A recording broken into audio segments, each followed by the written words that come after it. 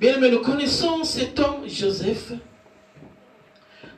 Voilà pourquoi je disais, nous voulons faire un serment biographique de cet homme, Joseph. Joseph, qui est avec ses frères, il a reçu un don de l'Éternel qu'il n'a pas demandé à Dieu. Dieu lui a donné un don où il faisait des songes, des rêves. Joseph, qui est l'enfant de Jacob, avec ses frères, la Bible me dit, Joseph avait fait un rêve plusieurs fois. Alors ces rêves que Joseph avait fait, il a raconté à son père. Alors un jour, il avait reçu encore un rêve, il racontait à son père et ses frères ont écouté. C'est là le problème a commencé. Ses propres frères l'ont jalousé. Lorsque un jour ils sont partis paître, n'est-ce pas, les brebis, que le père les avait envoyés. Ensuite le père envoya Joseph pour aller voir ses frères. Or, ils avaient, n'est-ce pas, un fardeau. Ils avaient déjà un cœur lourd par rapport à leur frère Joseph. Mais voilà pourquoi je disais, l'histoire de cet homme dont nous parlions, il y a des similitudes avec l'histoire de Jésus. Joseph a été vendu par quelques pièces d'argent. Jésus aussi a été vendu par quelques pièces d'argent. Nous allons en venir. Lorsqu'il est arrivé auprès de ses frères, or ses frères préparaient déjà un coup contre lui. Il est arrivé, on a pris sa tunique, on a pris sa personne, lui, on l'a mis dans la citerne. Comme Joseph avait n'est-ce pas, été dans le plan de Dieu. Mais si tu es dans le plan de Dieu, même si on te met dans une citerne, tu finiras par sortir. Amen. Même si on te met dans un profond trou, tu finiras par sortir. Parce que tu ne dépends pas de l'homme, mais tu dépends de Dieu. Tu ne dépends pas, n'est-ce pas, de l'humain, mais tu dépends de ce que Dieu t'a dit. Même ce que Dieu t'a dit, il ne faut pas perdre cela. Préserve ce que Dieu t'a dit jusqu'à la fin. Du moment que tu n'as pas encore vu quelque chose, ne perds pas espoir. Joseph, on l'a mis dans un trou, dans une citerne. On voulait le tuer. La Bible me dit, lorsqu'ils ont vu les Ismaélites passer, ils ont eu cette pensée de pouvoir les vendre. Premièrement, je veux dire à quelqu'un,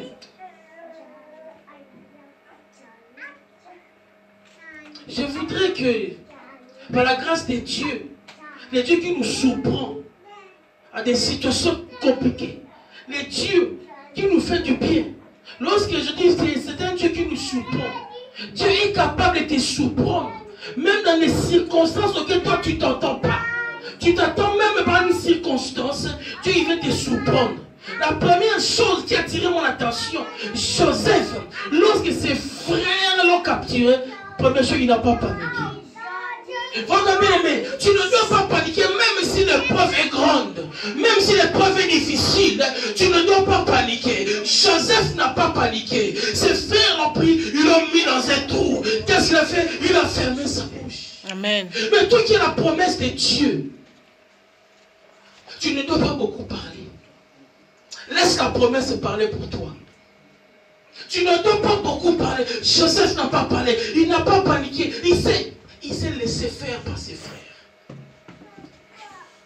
Parce que lui, en réalité, il avait déjà la révélation de sa vie. Mais lorsque tu as la révélation de ta vie, je te dis ne crainte.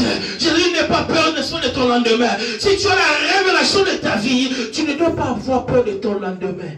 Tu dois simplement affronter les défis qui viennent au devant de toi. Quel défi pour Joseph? Il n'a pas ouvert la bouche. Deuxième point, Jésus aussi, il n'avait pas ouvert la bouche. Lorsqu'on l'a capturé, il n'avait pas ouvert la bouche. Il s'est laissé faire. Comme un animal qu'on l'amène, n'est-ce pas, à la boucherie. Joseph, il s'est laissé. Parce qu'il connaissait les promesses de Dieu dans sa vie. Bien-aimé, si tu connais les promesses de Dieu dans ta vie, ne te trouble pas. Ne te trouble plus. Parce que ça finira par s'accomplir certainement. Ça finira par s'accomplir certainement. Mais toi simplement crois Joseph croyait en son Dieu. Ce qui est important, n'est-ce pas? Oui, si tu veux que Dieu puisse te surprendre, bien-aimé, tu dois continuer à croire. Continuellement croire à ton Dieu. Deuxième point, il n'a pas riposté. Il a gardé silence. Lorsqu'on l'a mis dans la citerne, il n'a pas paniqué et il n'a pas riposté. Il n'a pas cherché des explications à dire. Oui, ce sont mes frères. Oui, ce sont les miens. Il n'a pas riposté. Il a gardé silence. Parce qu'il avait foi en quelqu'un. Il avait l'espérance en quelqu'un. Bien aimé, si tu as foi en Dieu, préserve ta foi. Garde ta foi. Parce que c'est Dieu-là. C'est lui qui combattra pour toi. Toi, tu ne feras rien. Mais lui, il combattra pour toi.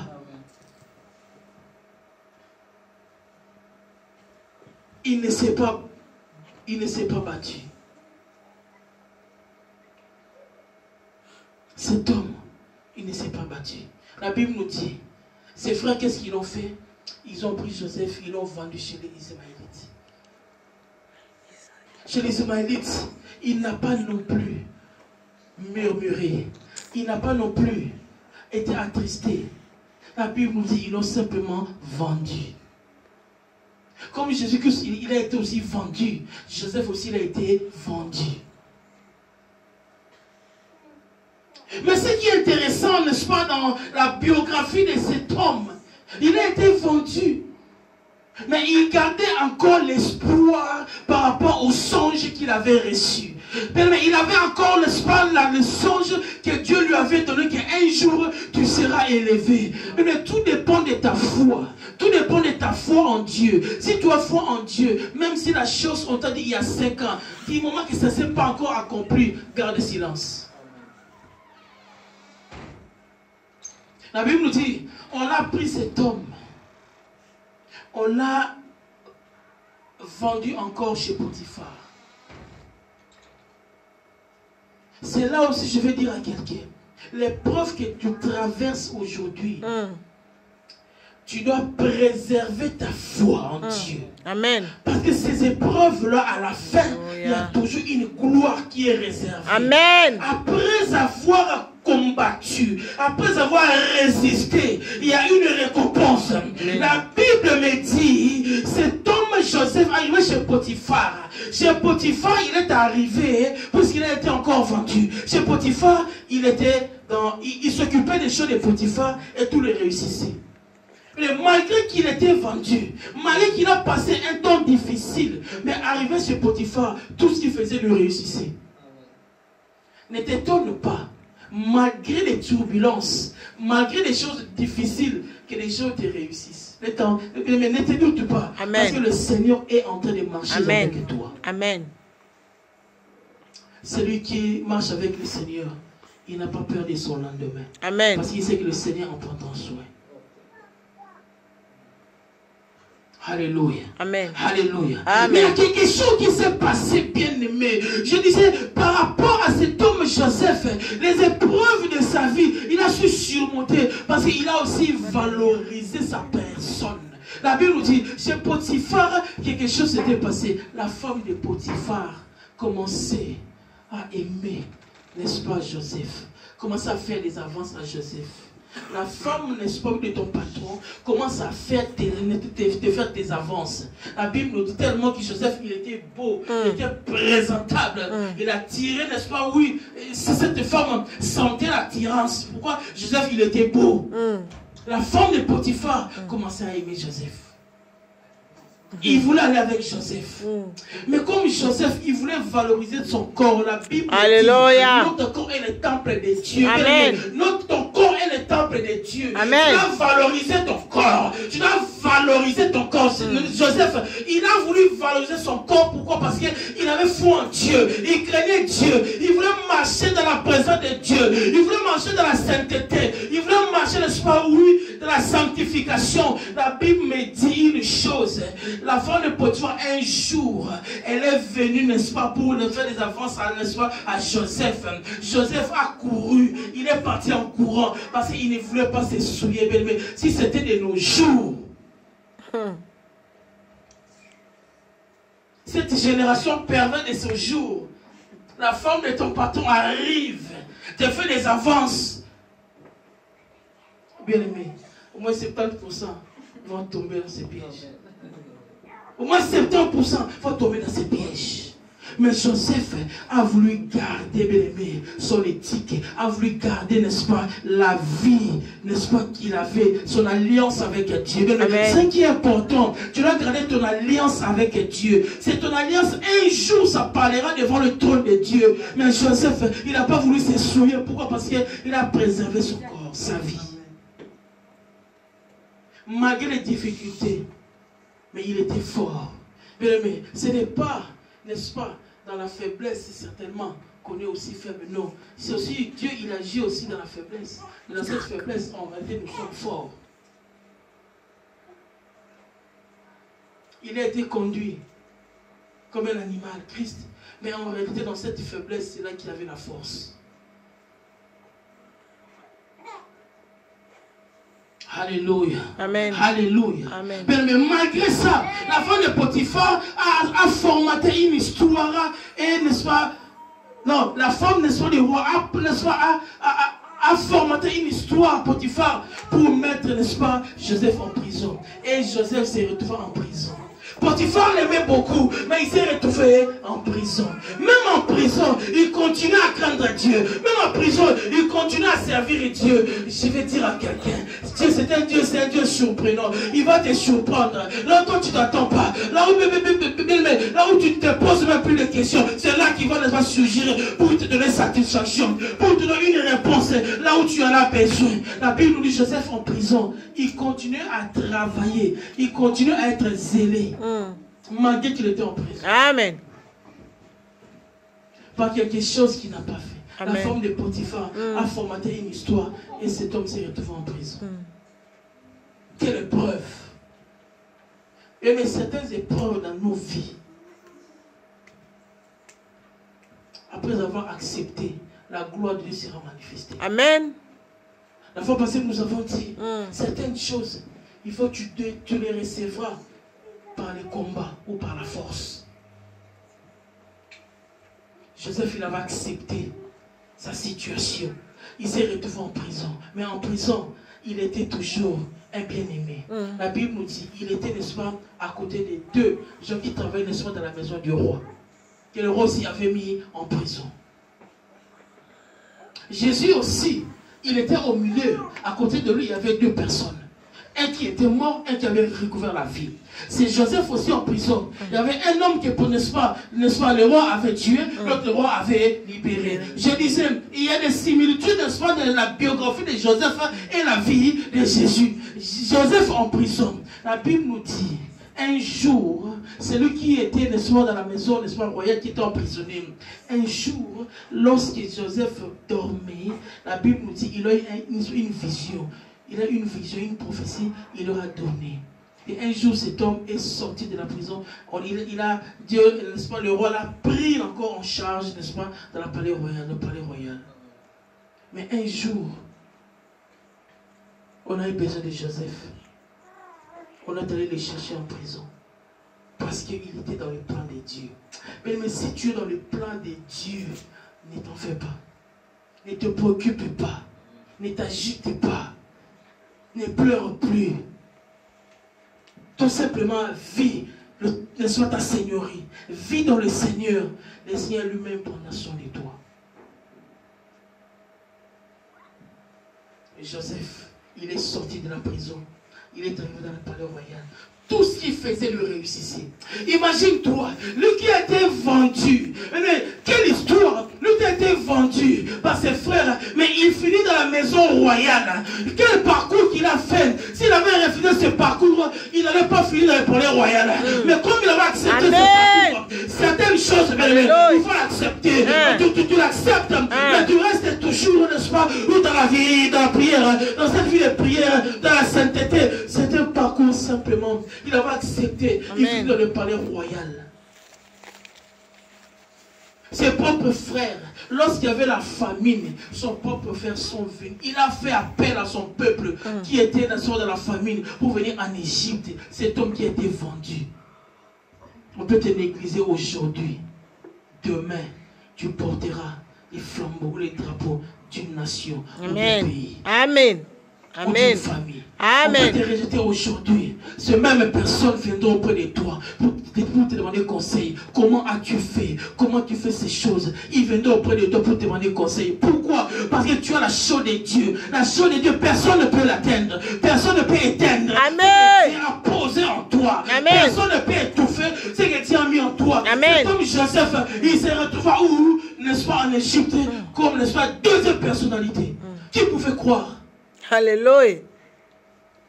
Je vais dire à quelqu'un, ne te sous-estime pas.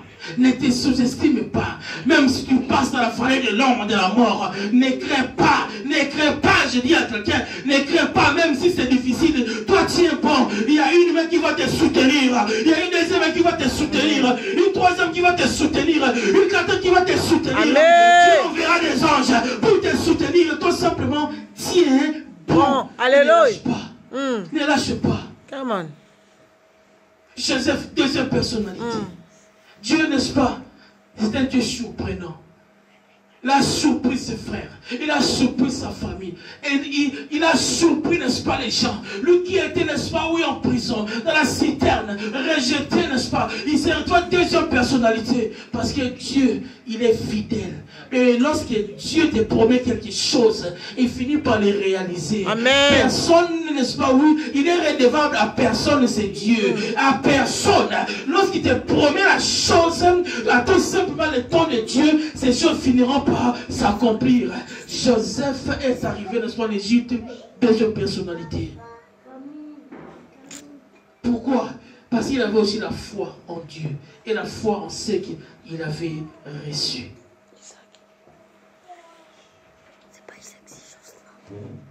Mais vous savez, pour que Dieu te surprenne, pour que ce Dieu surprenant puisse te surprendre, il faut avoir une foi équilibrée.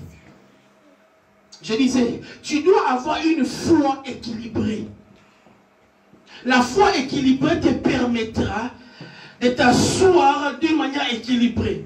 Lorsque je prends ces métaphores, je prends une chaise. Une chaise qui a 4 pieds, c'est une chaise qui est équilibrée. Mais une chaise qui a 3 pieds, il y aura un petit problème. Une chaise qui a 2 pieds, mais ça peut aussi causer un problème. Amen. Une pied peut être aussi un problème. Mais en réalité, une chaise doit avoir 4 pieds pour être équilibrée. Or, la foi, bien aimé, doit être équilibrée. Pourquoi? Je vais, n'est-ce pas, nous dire, n'est-ce pas, 4 points, bien aimé, or que je trouve qu'un homme doit avoir la foi équilibrée. Premièrement, ne jamais douter. Premièrement, tu n'as jamais douté. Amen.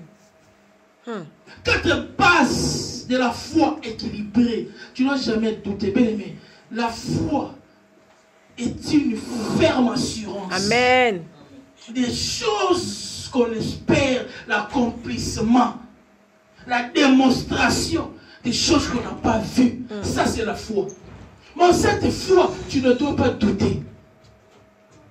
Tu ne dois pas douter.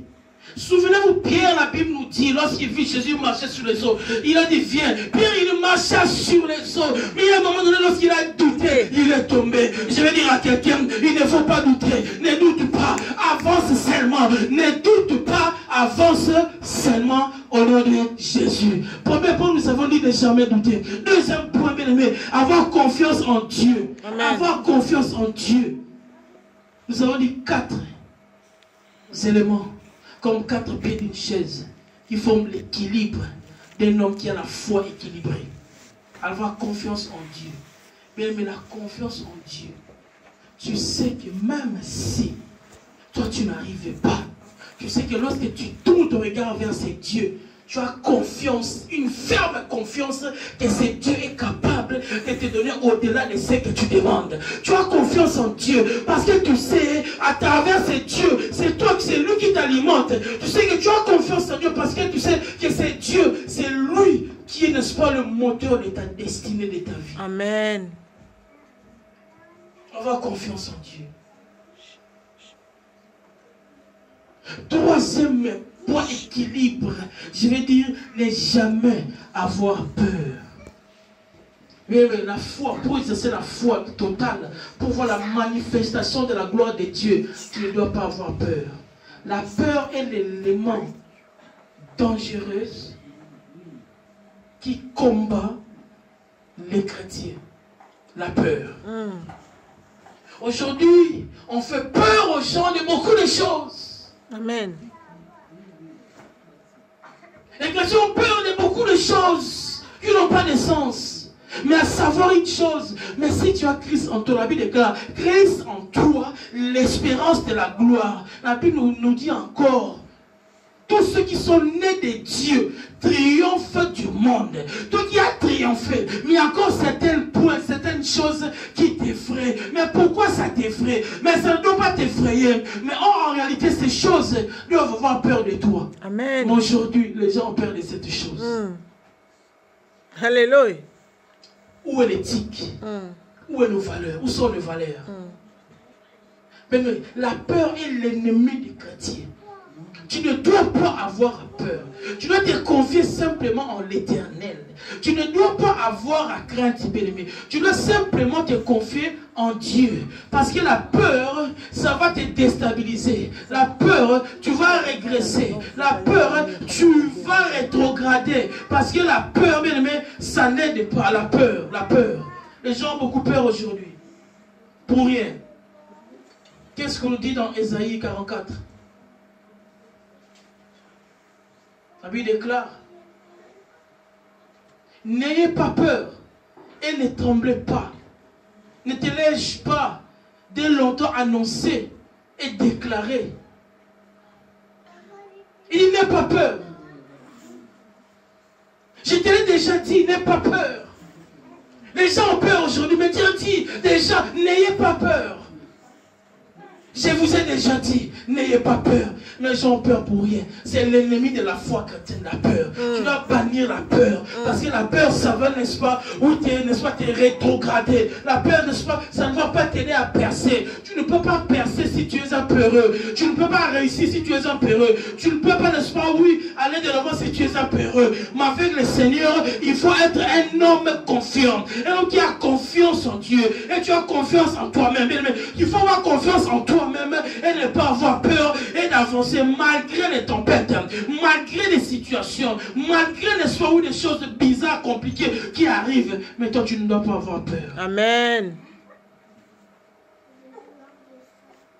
Quatrième point, tu dois espérer. Tu dois espérer en l'Éternel. Bien-aimé, celui qui n'espère pas en l'Éternel, tant que chrétien, il y a un problème sérieux. Tu dois espérer en l'Éternel. Quatrième point, d'un chrétien qui est équilibré, tu dois espérer. Psaume 27 nous dit,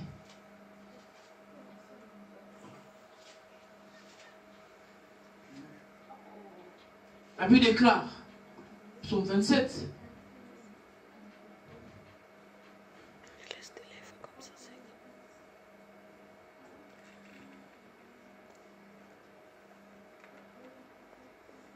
je demande à l'Éternel une chose que je désire ardemment. Je voudrais habiter toute ma vie Alléluia. dans la maison de l'Éternel pour contempler sa magnificence de l'Éternel et pour admirer son temple, car il me protégera dans son tabernacle les jours du malheur. Il faut espérer en Dieu. Parce que les jours du malheur, les jours une situation qui va arriver, si tu n'espères pas en Dieu, bien aimé, tu risquerais de perdre les batailles. Voilà pourquoi tu verras plusieurs chrétiens perdre, n'est-ce pas, des combats, perdre des batailles, perdre du terrain, parce qu'ils n'espèrent pas en Dieu. Ils ne croient plus. Les gens ne croient plus, les gens n'espèrent plus, à cause des problèmes, à cause de parce que celui-là m'a fait ceci, parce qu'il y a des choses qui m'est arrivé, et les gens n'espèrent plus. Tu dois espérer en l'Éternel. Même les jours difficiles, continue à espérer en l'Éternel. Même si on t'a offensé, espère en l'Éternel. Même si on t'a volé, espère simplement en l'Éternel. Mais voilà, comme nous avons dit, 4 bases de la foi équilibrée. Espérer en l'Éternel. Tu dois continuer à espérer en Dieu. Parce que c'est Dieu est bon. Alléluia. Joseph, en Égypte, Il a occupé une place. Parce que l'Éternel, c'est lui qui est Dieu, a surpris. Il est un Dieu surprenant. Malgré une situation difficile, cet homme Joseph, il continue à aspirer. Il n'a jamais eu peur. Il a eu confiance en Dieu. Il n'a jamais baissé les bras. Il n'a jamais douté de ses rêves. Mais que personne méprise tes rêves. Que personne méprise ce que Dieu a dit. Que personne méprise ce que Dieu t'a dit. Ce qu'il t'a dit pendant la nuit. Garde-le, protège-le soigneusement quelque part dans ton cœur. Attends les jours qui s'accompliront. Mais toi seulement, bien-aimé, continue à croire. Et ne doute pas. Ne doute pas. Avance avec Dieu. Avance avec Dieu. Un Dieu surprenant. Je disais, c'est Dieu qui a le dernier mot. C'est Dieu qui avait le dernier mot dans la vie de Joseph. Ses frères avaient dit autre chose. Avaient préparé autre chose. Les Ismaélites, peut-être autre chose. La femme de Potiphar, peut-être autre chose. Mais Dieu avait un dernier mot pour la vie de cet homme. Dieu savait qu'il finirait là comme une deuxième personnalité en Égypte. Dieu savait qu'il finirait dans une situation confortable. Joseph. Mais ce n'est pas venu comme ça du coup. Non. Il a passé un chemin. Il a passé le parcours. Et sur son parcours, il y a certaines choses qu'il a supportées. Il y a certaines choses qu'il a acceptées. En acceptant, il a été ferme. Et il a remporté. Et il a gagné. Il a fini deuxième personnalité. Sur son parcours, c'était un gagnant. C'est comme Jésus. Il a accepté aussi l'humiliation. Quelle humiliation pour Joseph? Jésus, il a accepté l'humiliation. Lui aussi, à la fin, il a été couronné. Voilà pourquoi on dit, il a reçu un nom qui est au-dessus de tout nom. Il a reçu un nom qui est au-dessus de tout nom. Je parle de Jésus, mesdames et messieurs. C'est lui qui nous a libérés, qui a libéré les nations. La Bible nous dit, c'est lui, c'est celui-là, Jésus-Christ. Il est la référence de l'humanité. Lorsque nous parlons de ce monde, nous parlons de quoi que ce soit, Jésus-Christ est notre référence. Avant ou après Jésus-Christ, il est notre référence. Alléluia. Que Dieu te surprenne cet après-midi au nom de Jésus. Que Dieu te surprenne au nom de Jésus. Comme Dieu avait surpris, n'est-ce pas, Joseph. Joseph a fini une vie qui est apaisée. Alléluia. Nous voulons prendre 2 Samuel